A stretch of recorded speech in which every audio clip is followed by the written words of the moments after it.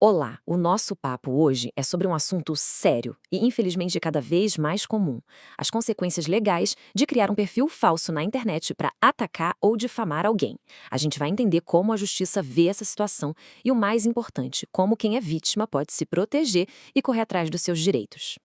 Pois é, essa é a grande questão, né? Imagina o transtorno, a angústia de ver sua imagem, seu nome associados a mentiras ou a um conteúdo ofensivo. A boa notícia é que a lei oferece, sim, caminhos bem claros para combater essa prática e buscar uma reparação. Para a gente organizar as ideias, vamos seguir um roteiro simples. Primeiro, vamos entender por que isso é considerado um ato ilícito. Depois, o que é o tal do dano moral. Aí a gente vê como a justiça costuma decidir nesses casos e, por fim, o que fazer na prática para se proteger. Ok, vamos lá. É fundamental entender uma coisa. Criar um perfil fake com a intenção de prejudicar alguém não é só uma brincadeira de mau gosto de jeito nenhum. É um ato ilegal e que pode trazer consequências bem sérias. Aqui está o ponto central da questão. Segundo a Justiça, o que transforma o ato em algo ilícito é a intenção de manchar a honra de uma pessoa. Publicar coisas ofensivas, associar a imagem da vítima a conteúdo pejorativo, tudo isso serve como prova dessa má-fé. E é justamente isso que abre o caminho para uma ação de reparação. E olha, isso não é só teoria, não. É a realidade dos tribunais. Eles lidam com casos assim o tempo todo, o que acaba fortalecendo cada vez mais a proteção a quem é vítima. Vamos até dar uma olhada num caso concreto para ver como a coisa funciona na vida real. Agora, a gente chega num conceito-chave: o dano moral.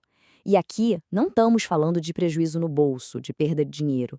Estamos falando de algo que muitas vezes vale muito mais: a honra, a imagem e a paz de espírito da pessoa. Então, de forma bem direta, o dano moral é o prejuízo que atinge a dignidade de alguém. A compensação em dinheiro, nesse caso, tem um objetivo duplo. De um lado, tentar amenizar o sofrimento da vítima e, do outro, punir quem cometeu o ato, para servir de exemplo e desestimular que isso aconteça de novo. Para ilustrar, vamos a um exemplo real que chegou à justiça. Nesse caso, criaram um perfil falso no Instagram, usaram a foto da vítima e começaram a associar a imagem dela a conteúdo de conotação sexual, como se fosse ela ali. Uma situação terrível.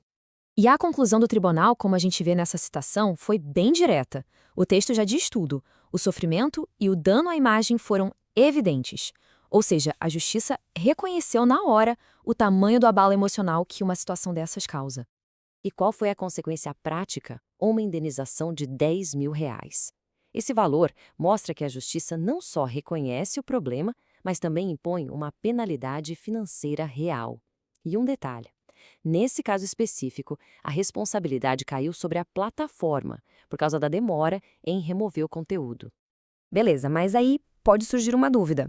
Como a justiça chega a essa decisão? Um dos maiores desafios para a vítima pode ser justamente provar o sofrimento, mas o sistema judicial tem um mecanismo muito importante que ajuda a simplificar esse processo. Pensa só na dificuldade, como é que se mede, num processo, o tamanho da humilhação, da angústia. Felizmente, não é sempre que a vítima precisa apresentar um monte de laudos e provas complicadas sobre o seu estado emocional. A solução para isso tem um nome em latim: dano in re ipsa, que nada mais é do que o dano presumido. O que isso significa? Significa que o ato de criar um perfil falso para difamar alguém é por si só tão grave que a justiça já presume que houve um dano moral. O sofrimento é uma consequência óbvia. O crime em si já prova o dano. Essa comparação aqui deixa a diferença bem clara. Num dano material, como uma batida de carro, por exemplo, a pessoa precisa mostrar orçamentos, notas fiscais, provar o prejuízo financeiro. Já no dano moral, nesses casos de perfil fake, o foco é outro, é no ato ilícito. Provou que o ato aconteceu? Pronto, o dano à honra já é presumido pela justiça. Então, qual é o passo a passo na prática? Primeiro, a regra de ouro: documentar tudo, tirar print de tela, salvar os links, tudo que for possível. Segundo, e esse passo é fundamental, é preciso pedir formalmente a indenização no processo. O juiz não concede isso automaticamente. A partir daí, com o ato provado, o dano é presumido e o juiz vai definir o valor. É exatamente por isso que ter assessoria jurídica desde o início é tão importante, para garantir que todos os passos, principalmente o pedido de reparação, sejam feitos da forma correta. Para a gente fechar, Vamos consolidar as informações mais importantes e o que fazer ao se deparar com uma situação dessas. É um momento de se armar com conhecimento para se proteger. Então, resumindo, criar um perfil falso para atacar alguém é um ato ilícito. A vítima tem direito a ser compensada pelo dano moral, que, como vimos, pode ser presumido pela justiça, o que facilita muito as coisas. Mas, atenção, a reparação precisa ser pedida formalmente no processo, e por isso o conselho final e o mais importante de todos é: procure orientação jurídica especializada. Um profissional vai saber exatamente como agir para documentar tudo, acionar a justiça e proteger os seus direitos de forma eficaz. Fica aqui a reflexão.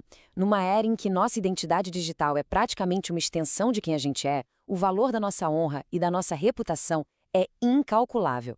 A justiça já reconhece isso, e é fundamental que todos nós saibamos como defender esse patrimônio.